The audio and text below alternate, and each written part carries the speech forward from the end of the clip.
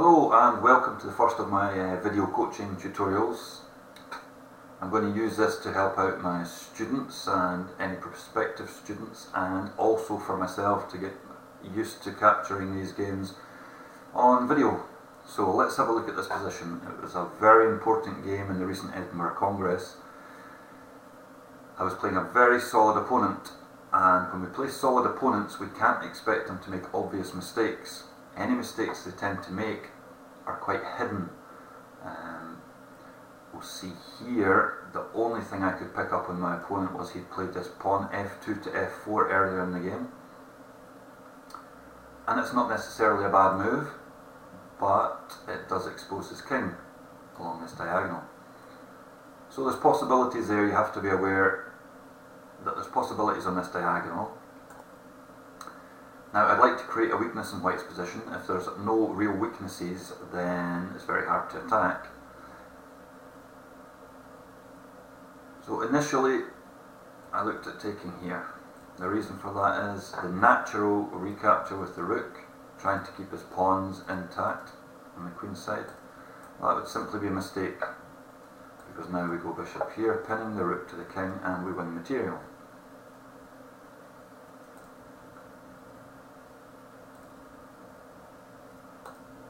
So he's forced into recapturing here, and now there is a weakness. This is something we can play against.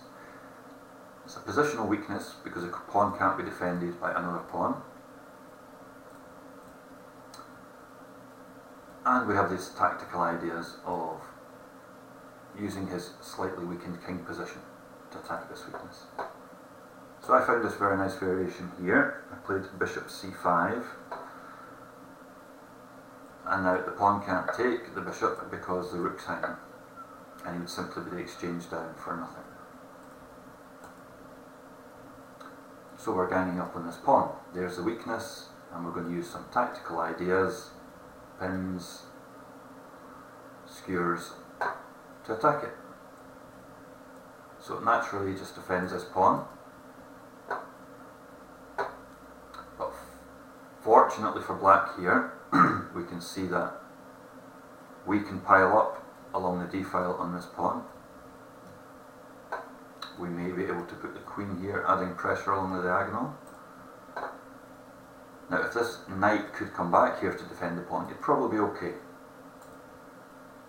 Unfortunately, you can't do that because the bishop's in the way. So this allows us to immediately take the pawn. Now, of course, if white doesn't want to be just a pawn down for nothing, he has to recapture. Now black has a choice of two moves here. We simply pile up the pressure on the d-file, utilising this pin again. This is the main tactical theme in the position, this pin along the diagonal to the slightly weakened king.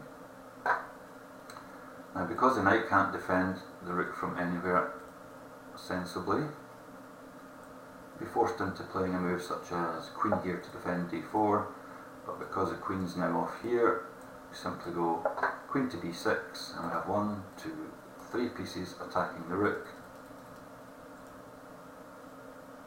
And white can only defend it twice. Now that would have been a very sensible way to play, but sometimes I get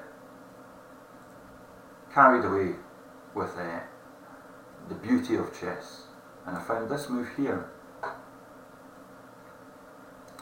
Now it's attacking the rook and it's attacking the queen, but of course there's nothing defending it, and white could take here. But then we see the point of this move. The bishop would take the rook with check,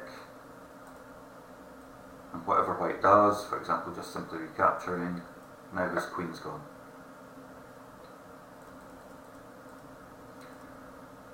So this idea of bishop to c2, this appealed to me a bit more than simply doubling up on the weakness here.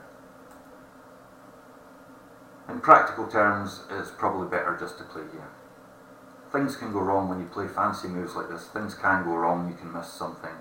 The theme of the play is to use this pin on the diagonal and to attack d4. So anyone out there looking at fancy moves, you're probably better sticking to the basic. But anyway, I played this. Now because he can't take the bishop, this rook is attacked, and this rook is attacked, and the best he can come up with is playing the queen here immediately. Now I simply take the rook, and if he recaptures, we can play a move, excuse me, piling up on d4 again, and you'd have to defend that with knight. Then we simply put the queen on here, and we've won material. He takes the king off the pin, bishop takes, knight takes, for example queen takes, the bishop's attacked, the queens are forced off the board, and black's simply winning on material. His exchange and the pawn up.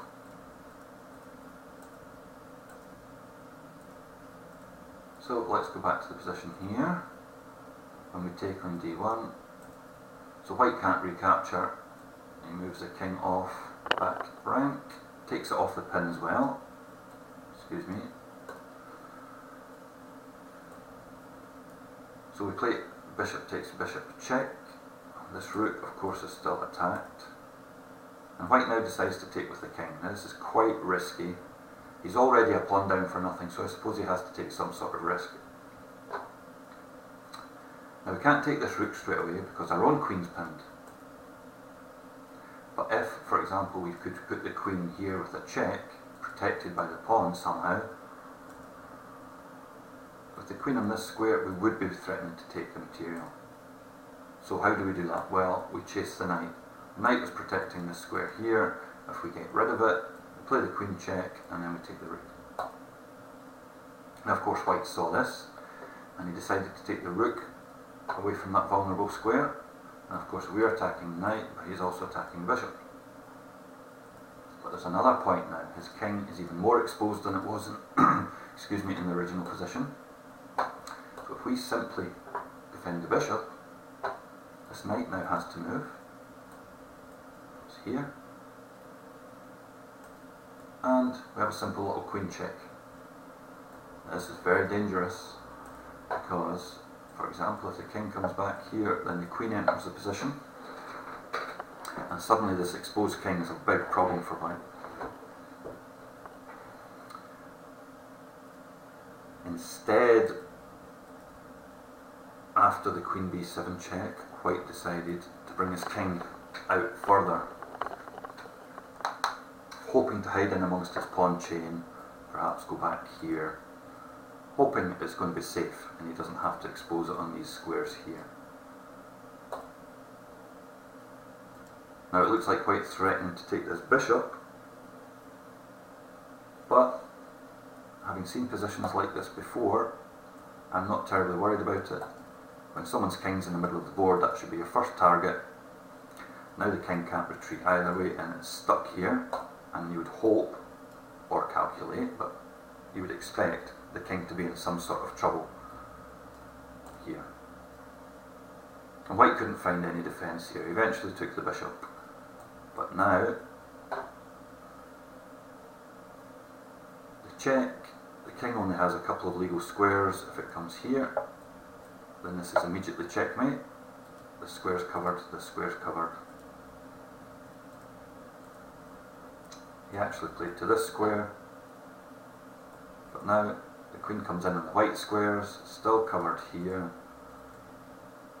and he resigned because if the king goes in here, this is checkmate as well. All the squares are covered, the king has nowhere to go, and it's quite a good example of what you should be looking for if someone's king takes a walk up into the heart of your position.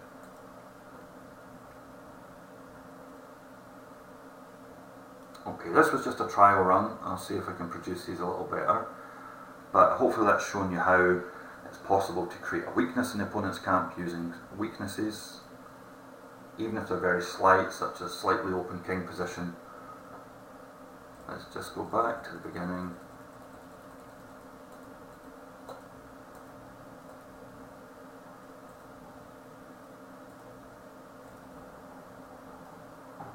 Create the weakness.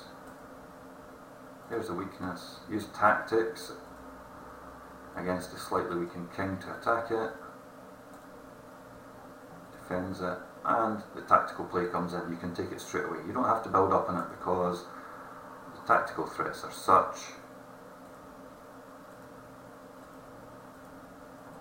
that white can't defend everything. and in trying to defend things, he's exposed his king quite badly. And in the final, the coup de grace is cutting off the king's retreat, ignoring the fact that white could take the bishop and win the pawn back, essentially. He can't do it, or he has no alternatives at this stage, because the king is in the heart of your position and you chase it down with the queen and the pawns. Okay, so I hope you found that quite instructive, and we'll have a look and see how that shows up on the video file. Thank you very much, and I'll see if I can produce something a little cleaner and equally interesting for next time. Thank you.